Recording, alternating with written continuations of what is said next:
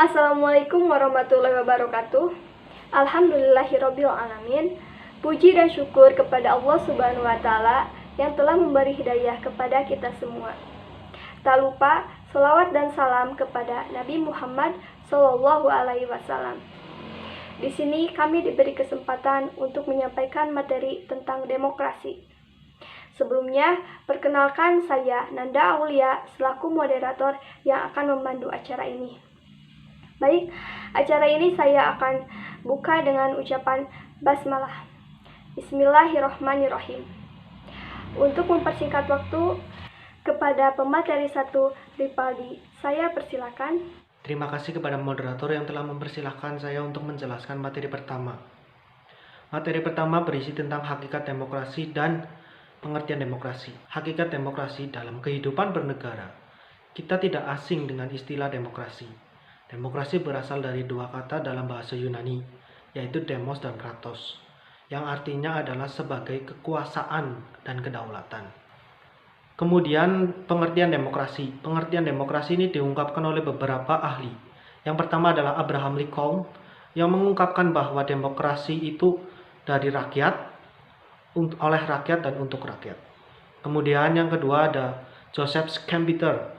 Menurutnya demokrasi adalah usaha untuk mencapai keputusan politik dan menunjukkan bahwa rakyat memiliki keterlibatan penting dalam pelaksanaannya. Yang ketiga adalah dari Sidney Hook. Demokrasi merupakan bentuk pemerintahan di mana rakyat diberi kebebasan dalam memberikan hak dan suaranya. Kemudian yang keempat dari Henry B. Mayo mengungkapkan bahwa demokrasi adalah suatu sistem yang mayoritas dipengaruhi oleh wakil-wakil rakyat. Yang terakhir ada dari Afan Ghaffar, menyatakan demokrasi secara normatif dan empiris. Secara normatif artinya konsep demokrasi ideal hendaknya diwujudkan dalam negara. Secara empiris artinya demokrasi dalam perwujudan politik praktis. Sekian dari saya kembalikan ke moderator. Kepada pemateri 2 Ningsih Yuliani, saya persilakan. Assalamualaikum warahmatullahi wabarakatuh. Terima kasih kepada moderator atas kesempatannya. Sebelumnya, perkenalkan nama saya Ningsih Yulianti, NPM 2021222088. Pada kesempatan kali ini, saya akan memaparkan tentang konsep demokrasi. Yang akan saya sampaikan ada 3 konsep demokrasi. Yang pertama yaitu demokrasi liberal. Pada sistem demokrasi liberal ini didasarkan oleh sebuah filsafat kenegaraan yang berpandangan bahwa manusia adalah makhluk individu yang bebas. Oleh karena itu, dalam sistem demokrasi liberal ini, kebebasan individu merupakan sebuah basic konsep dalam pelaksanaan demokrasinya. Yang kedua ada demokrasi komunis. Pada demokrasi komunis ini, prinsip dasarnya berdasarkan oleh nilai-nilai komunal dan pada sistem demokrasi ini segala aspek kehidupan berada dalam monopoli negara.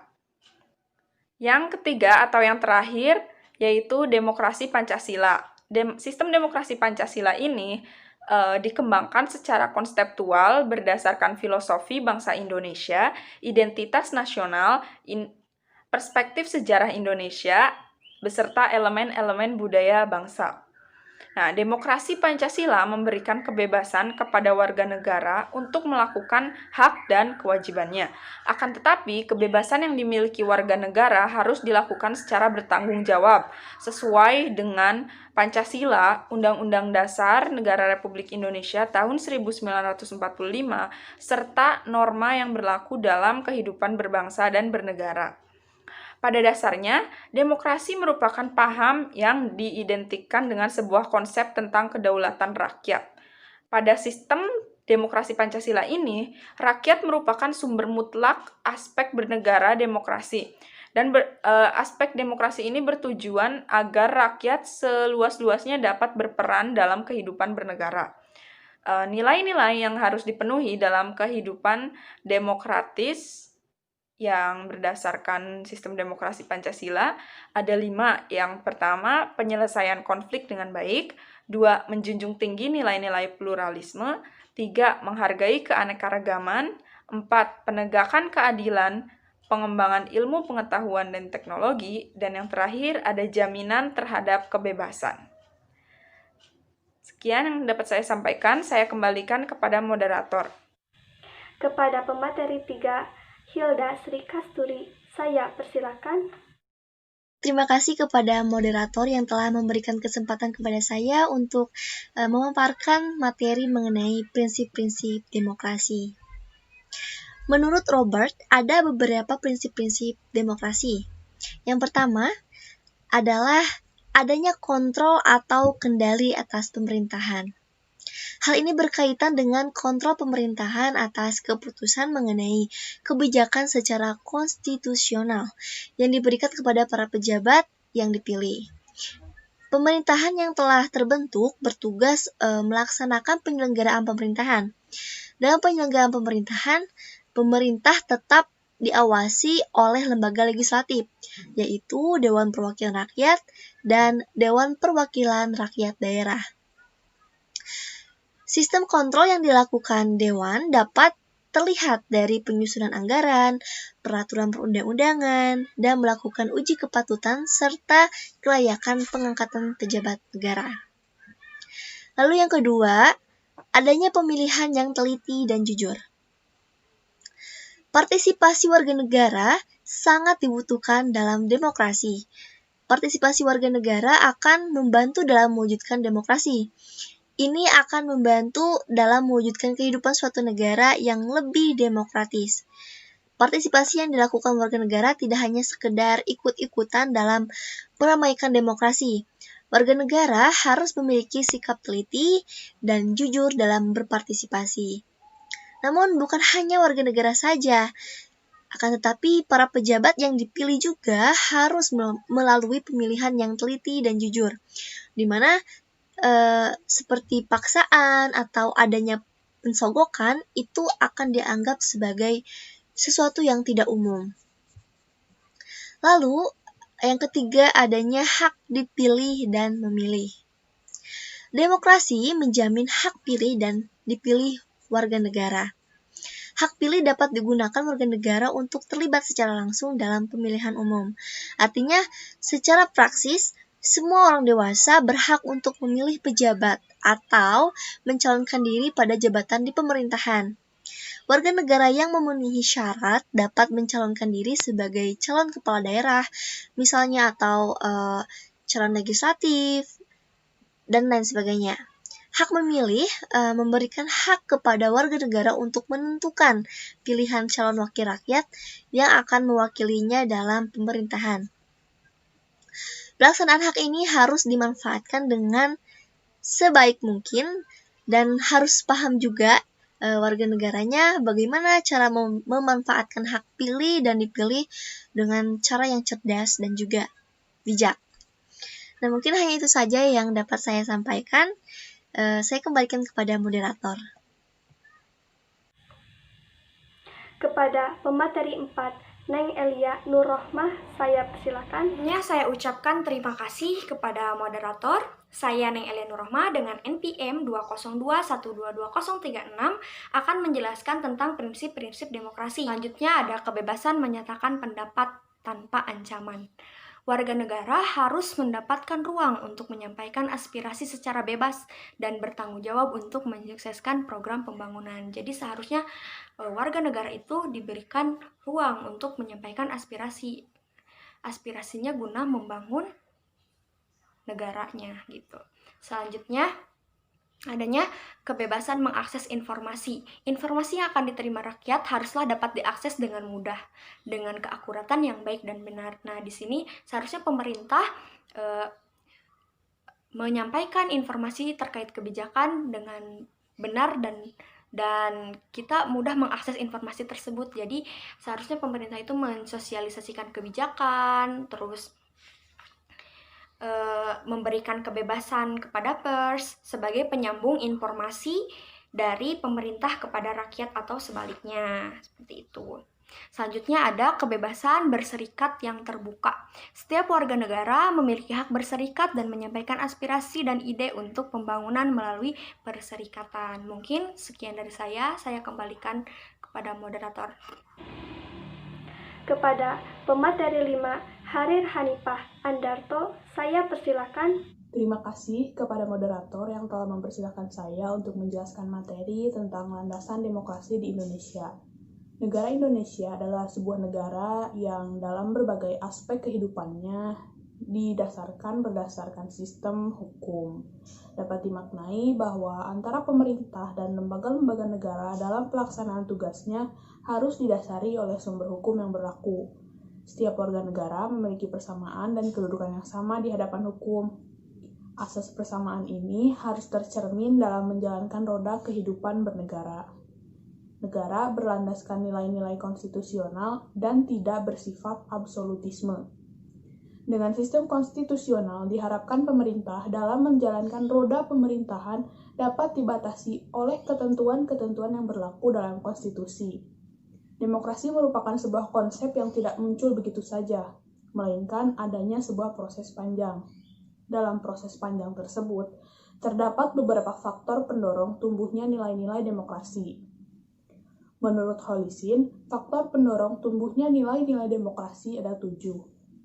Yang pertama, pendidikan kewarganegaraan sebagai komponen untuk membentuk sikap demokratis di kalangan warga negara sebagai basis sumber daya politik. Yang kedua, organisasi masyarakat dan partai politik menyosialisasikan demokrasi dalam masyarakat serta melakukan pengawasan terhadap demokrasi. Yang ketiga, ada pemilihan umum yang dilakukan secara langsung, umum, bebas, rahasia, jujur, dan adil. Hasil dari pemilihan umum tersebut ditujukan untuk rakyat. Yang keempat, ada perwakilan politik atau DPR dan MPR secara tidak langsung merupakan ujung tombak yang dilakukan oleh rakyat guna mengaspirasikan pendapat mereka. Yang kelima, ada pemerintahan yang bertanggung jawab. Yang keenam, sistem peradilan independen atau merdeka. Yang ketujuh, pers dan media massa yang independen. Mungkin itu materi yang dapat saya sampaikan. Terima kasih, saya kembalikan kepada moderator. Kepada pemateri 6, Salma Septia Putri, saya persilakan. Terima kasih kepada moderator yang telah mempersilahkan saya untuk menjelaskan materi tentang landasan yuridis demokrasi di Indonesia. Untuk tegaknya nilai-nilai demokrasi, dibutuhkan sebuah landasan yuridis yang jelas bagi tegaknya budaya demokrasi. Landasan yuridis demokrasi di Indonesia yaitu Pancasila. Berikut adalah dasar yuridis atau hukum yang melandasi tegaknya demokrasi di Indonesia. Yang pertama, Proklamasi 17 Agustus 1945. Proklamasi dijadikan sumber yuridis karena proklamasi merupakan sebuah dasar lahirnya negara Indonesia. Proklamasi dianggap sebagai norma tertulis pertama setelah Indonesia merdeka, sehingga akan berdampak bagi terciptanya tatanan hukum yang baru dan berkeadilan. Yang kedua, Dekret Presiden 5 Juli 1959. Terhambatnya penyusunan UUD yang baru dianggap menjadi sebuah ancaman terhadap kondisi ketatanegaraan Indonesia. Untuk itu, Presiden menerbitkan dekret yang berisi pengambilan sebuah keputusan penting di mana UUDS yang menjadi hukum dasar negara Indonesia yang bersifat sementara sudah tidak diberlakukan lagi, dan Indonesia kembali menggunakan UUD 1945 sebagai hukum dasar negara Indonesia yang di dalamnya terdapat konsep dasar demokrasi di Indonesia. Yang ketiga, Supersemar atau Surat Perintah 11 Maret 1966. Supersemar sebagai sebuah kebijakan yang dianggap sebagai babak baru sistem pemerintahan Indonesia. Beberapa pendapat beranggapan bahwa Supersemar mampu mengembalikan supremasi Pancasila dan UUD 1945 sebagai landasan yuridis dalam menjalankan kehidupan yang demokratis. 4. Pembukaan UUD 1945. Pada alinea keempat terkandung sebuah makna yang menjadi dasar pengembangan demokrasi di Indonesia. Dengan makna bahwa di Indonesia sendiri terdapat sebuah konstitusi yang berkedaulatan rakyat dan berdasar kepada ketuhanan yang Maha Esa, kemanusiaan yang adil dan beradab, persatuan Indonesia, kerakyatan yang dipimpin oleh hikmat kebijaksanaan dalam permusyawaratan perwakilan, dan juga bersama mewujudkan keadilan sosial bagi seluruh rakyat Indonesia.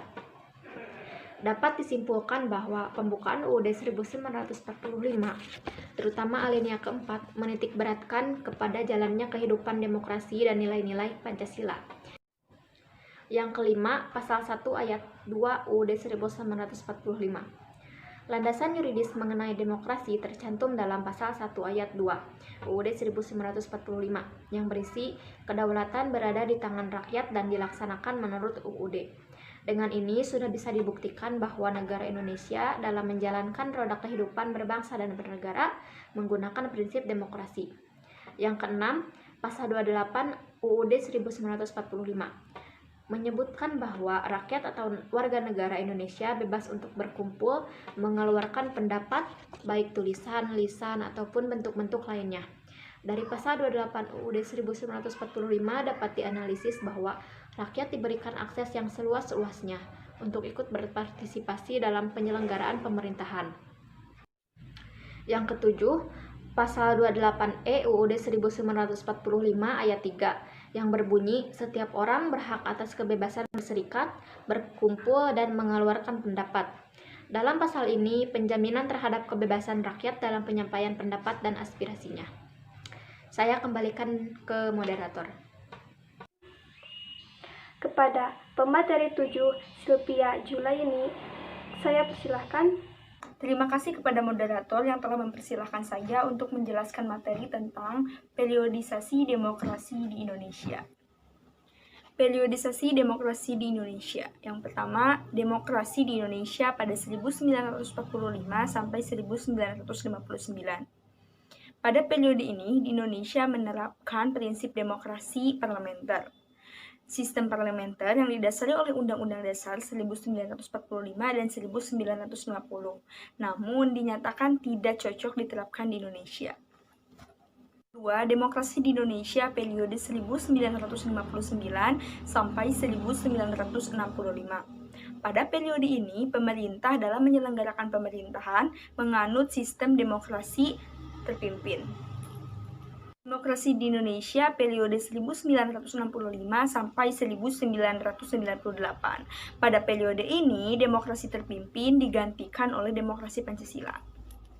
4. Periode reformasi. Demokrasi yang berkembang setelah jatuhnya rezim Orde Baru adalah demokrasi tanpa nama. Dengan perkembangan politik yang ada, pada akhirnya konsep demokrasi Pancasila yang murni kembali disuarakan. Ini diakibatkan karena rakyat menyadari bahwa prinsip-prinsip demokrasi Pancasila itu apabila diimplementasikan dengan benar, maka sesuai karakter dan kepribadian bangsa Indonesia.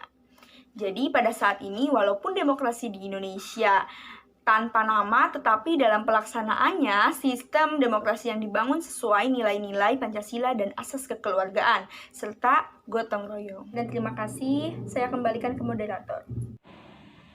Kepada pemateri 8, Nopi Widi Astuti, saya persilahkan. Terima kasih kepada moderator yang telah mempersilahkan saya untuk menyampaikan materi mengenai demokrasi Pancasila. Jadi demokrasi Pancasila merupakan demokrasi yang hanya dianut oleh bangsa Indonesia. Nilai-nilai yang terkandung dalam demokrasi Pancasila berasal dari kehidupan sosial budaya masyarakat Indonesia itu sendiri. Holisin mengemukakan bahwa demokrasi Pancasila muncul di Indonesia karena didorong oleh faktor kemajemukan bangsa Indonesia sendiri.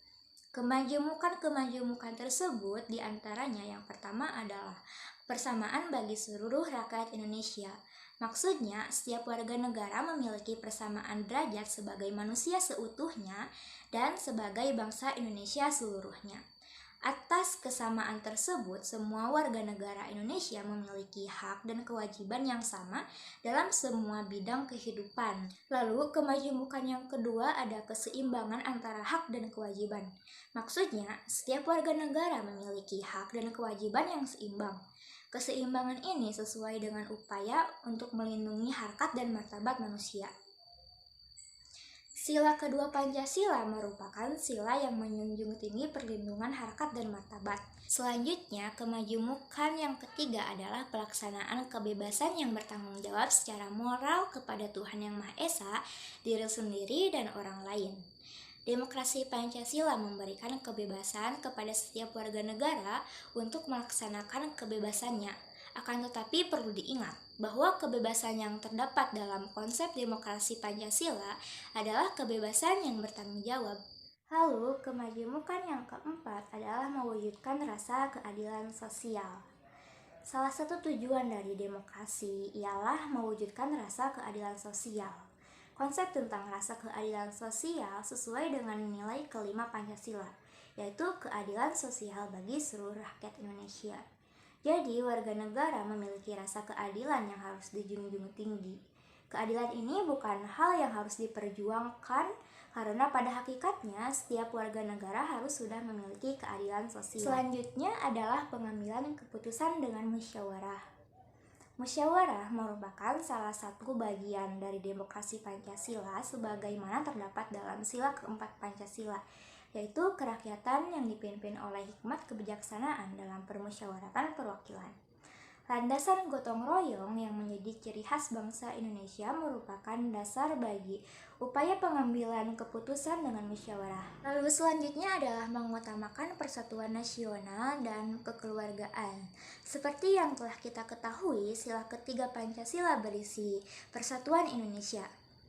Indonesia merupakan negara majemuk, dan kemajemukan tersebut justru menjadi salah satu alasan bagi Indonesia untuk menjaga persatuan dan kesatuan bangsa.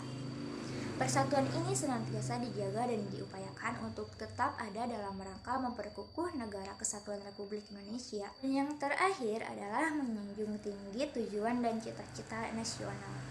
Tujuan dan cita-cita nasional bangsa Indonesia terdapat dalam alinea keempat pembukaan Undang-Undang Dasar 1945 yang berisi Indonesia menyatakan kemerdekaannya dan kemudian membentuk suatu pemerintahan negara yang melindungi segenap bangsa Indonesia dan seluruh tumpah darah Indonesia, dan untuk memajukan kesejahteraan umum, mencerdaskan kehidupan bangsa, dan ikut melaksanakan ketertiban dunia. Sekian materi yang saya sampaikan, saya kembalikan lagi kepada moderator.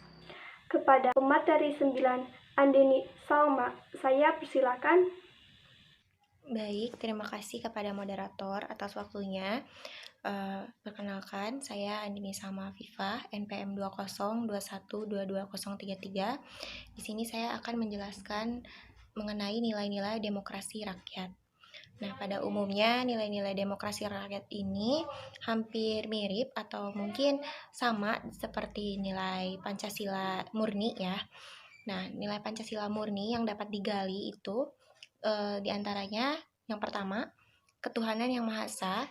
Ketuhanan yang Maha Esa itu maksudnya kehidupan bangsa Indonesia haruslah didasari nilai-nilai religius seperti pada sila pertama dalam Pancasila, yaitu ketuhanan yang Maha Esa tadi. Pancasila dapat memberikan landasan filosofis dan moral bagi sistem demokrasi yang hendak dikembangkan. Kemudian yang selanjutnya ada kemanusiaan yang adil dan beradab. Visi misi bangsa Indonesia memiliki makna nilai-nilai kemanusiaan yang sangat banyak. Maka apabila digali lebih dalam, sila kedua Pancasila ini bisa dijadikan pegangan dalam mengantisipasi ancaman dari luar. Kemudian yang ketiga ada Persatuan Indonesia. Nah, Persatuan Indonesia ini dalam sila ketiga ini, Pancasila memuat nilai-nilai sistem di NKRI dan mewakili seluruh etnik mayoritas maupun minoritas di negara Indonesia. Nah, sementara menurut Holisin, nilai-nilai demokrasi rakyat ini mengandung nilai kebudayaan yang menurutnya diantaranya itu egalitarian dibandingkan dengan feodal. Kemudian ada pluralisme dibandingkan dengan homogen. Kemudian ada terbuka dibandingkan tertutup. Kemudian ada dialogis dibanding dengan dogmatis. Kemudian ada persuasif dibandingkan dengan represif.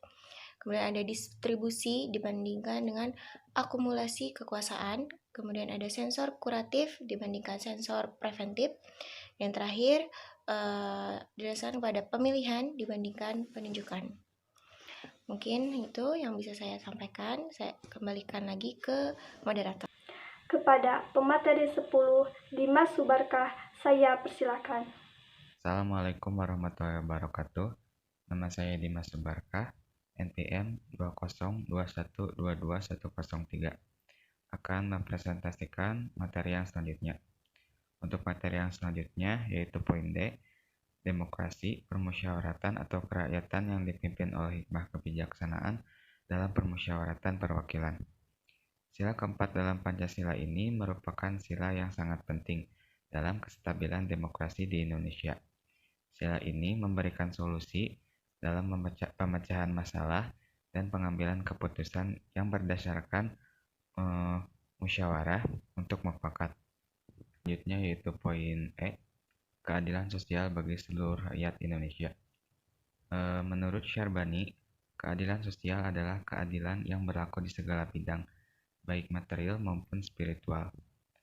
Keadilan di sini tentunya tidak disamaartikan dengan konsep keadilan yang dianut oleh negara-negara yang berpaham komunis. Namun keadilan di sini dimaknai sebagai keselarasan antara kepentingan individual dengan kepentingan dalam kehidupan bermasyarakat. Demokrasi Pancasila tentunya tidak hanya mencakup aspek demokrasi politik saja, tapi juga demokrasi ekonomi dan demokrasi sosial. Sedangkan menurut Holisin, nilai-nilai demokrasi Pancasila adalah sebagai berikut, yaitu yang pertama, religius, tidak ateis, dan tidak sekuler. Yang kedua, memiliki rasa toleransi. Yang ketiga, adil dalam artian tidak diskriminatif. Yang keempat, anti kolonialisme dan imperialisme. Kemudian yang kelima, memiliki komitmen untuk mewujudkan kemakmuran bersama. Yang keenam, mempunyai rasa solidaritas dan kesetiakawanan antara sesama anak bangsa. Yang ketujuh, menghargai pluralitas. Yang kedelapan, menyerasikan antara kepentingan individual dan kepentingan umum. Yang kesembilan, menolak liberalisme, kapitalisme, dan neoliberalisme. Yang kesepuluh, mengedepankan musyawarah untuk mufakat. Dan yang terakhir, komitmen terhadap konstitusi. Sebagai warga negara yang lebih memahami demokrasi Pancasila, sudah selayaknya kita mampu untuk mengimplementasikannya dengan sifat dan sikap sebagai berikut, yaitu yang pertama, bebas dengan penuh tanggung jawab, kemudian berani dalam mengungkapkan pendapat sesuai dengan etika yang berlaku, menghargai perbedaan, menghormati orang lain, serta memiliki pemikiran yang kreatif dan inovatif dalam mengisi kemerdekaan, taat terhadap peraturan yang berlaku, serta tidak meninggalkan budaya asli Indonesia. Sekian dan terima kasih. Untuk selanjutnya, saya kembalikan kepada moderator. Sekian dari kelompok kami. Mohon maaf apabila ada kekurangan dan kesalahan. Saya tutup dengan ucapan hamdalah, alhamdulillahirobbilalamin. Wassalamualaikum warahmatullahi wabarakatuh.